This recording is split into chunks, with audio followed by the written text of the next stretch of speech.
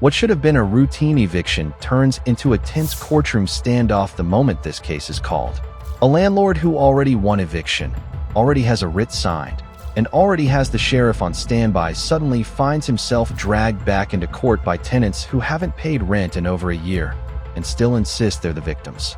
From the very first seconds, it's clear this hearing isn't going to be calm.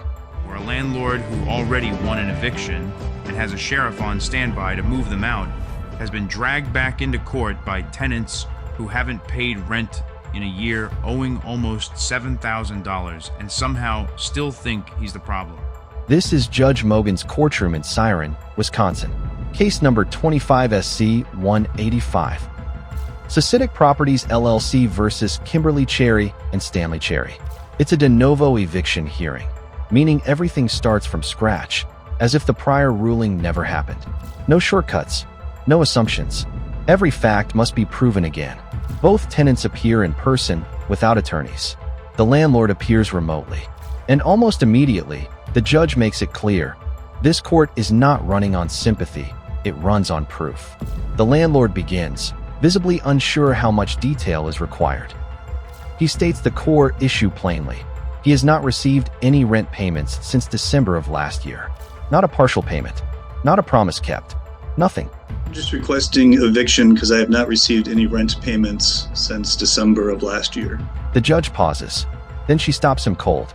She explains, firmly, that this is not a casual conversation. This is not a recap. This is a trial-level hearing, and he must prove every element of his case. Lease terms, rent amounts, payment history, notices, dates, and suddenly, the confidence drains from the room. You have to prove your case. I don't know anything about the case other than what's in the original filing. The landlord scrambles to fill in the gaps.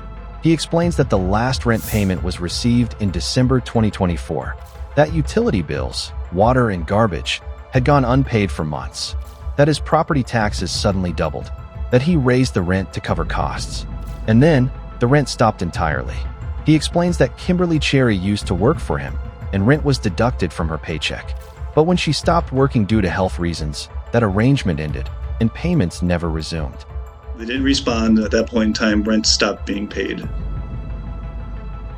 And prior to that, Kim used to work for me, and so I would do a rent deduction out of her paycheck. But then in December of 23, she had to quit for health reasons. The judge listens carefully, but she keeps circling back to one thing: documentation, process, legal steps. She presses him again. How long has it been since you've been paid? All right, so it's been a whole year that you have not received any rent. A full year. Nearly $7,000 owed. Utilities unpaid. And yet, this is where the case begins to crack. The judge asks a simple but devastating question.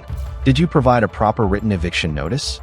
The landlord hesitates. Legal requirements that you have to do and you have to comply with when you are trying to evict somebody.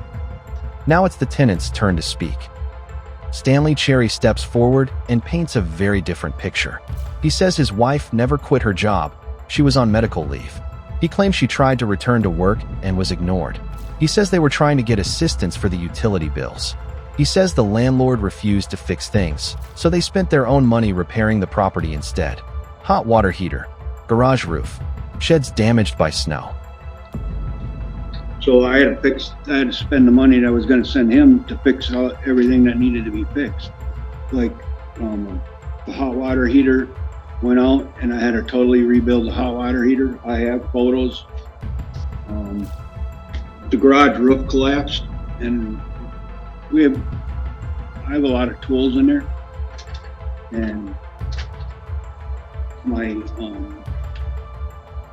tree trimming service stuff that I had, and I didn't want the rest of the roof collapsing on the my stuff. The answer is no. Not before filing. Not before court. Not at all. The judge explains, slowly, clearly, and unmistakably, that eviction law is procedural. It does not matter how long rent hasn't been paid if the required steps are skipped. She cites Wisconsin Statute Chapter 704. She explains notice requirements. She even tells him to Google the statute. 1.7, notice terminating tenancy for failure to pay rent or other breach of tenant. That tells you exactly what you need to do. Month to month and week to week tenancies. That would be paren 1P paren A. If a month to month tenant or a week to week tenant fails to pay rent when due, the tenant's tenancy is terminated if the landlord gives the tenant notice requiring the tenant to pay rent or vacate on or before a date at least 5 days after giving of the notice, and if the tenant fails to pay accordingly. A month-to-month tenancy is terminated if the landlord, while the tenant is in default in payment of rent, gives the tenant notice requiring the tenant to vacate on or before at least 14 days after giving the notice. That means with a month-to-month, you need a 14-day eviction notice. You need to give them written notice that you are intending to evict them, and you need to give them 14 days notice. The tension in the room shifts, because now the truth is unavoidable. A landlord who hasn't been paid in over a year, and tenants who legally cannot be evicted, yet. The judge acknowledges the imbalance openly.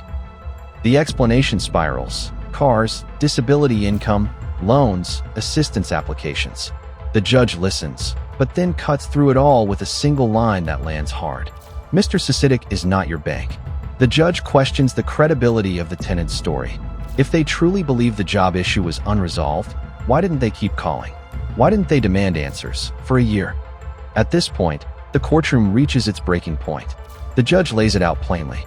She cannot legally allow the eviction to stand, not because rent wasn't owed, but because the eviction process was not followed correctly.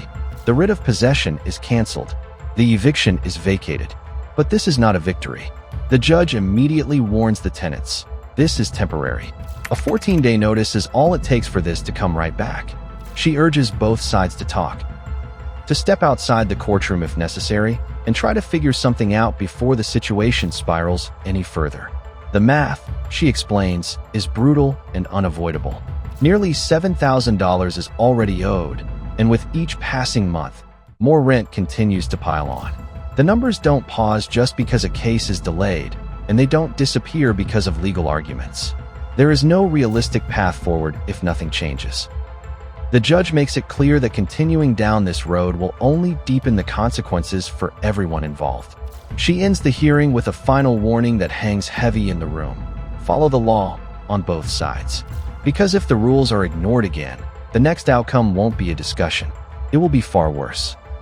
If you want more real courtroom battles where excuses collide with the law and the truth comes out under pressure, make sure to like, subscribe, and stay tuned for more unbelievable legal showdowns caught on camera.